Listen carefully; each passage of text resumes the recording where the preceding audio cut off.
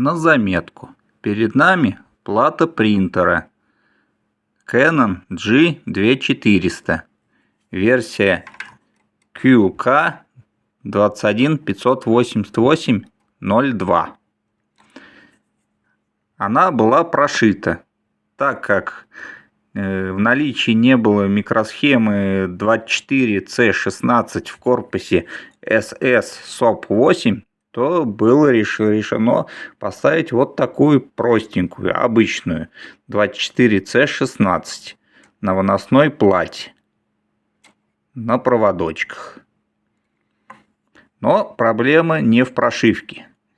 Проблема в том, если после прошивки у вас начинает биться каретка, то проблема вот в этом шлейфике. Шлейф, который отвечает за позиционирование каретки, вот это вот находится в середине этой платы. Вот он, синенький, без надписей.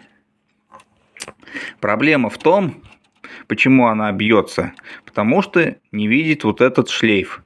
А шлейф она не видит из-за того, что здесь хитрая кнопочка, которая в нажатом состоянии выглядит вот так, а в отжатом ее надо отжимать вверх, и шлейф вытаскивается. То есть, если каретка бьется об стенку, то, естественно, шлейф плохо прилегает. И виновата вот эта вот кнопочка, потому что некоторые в основном ее забывают нажать. И она в отжатом состоянии шлейф не видит. На этом все. Проблема устранена, и принтер работает.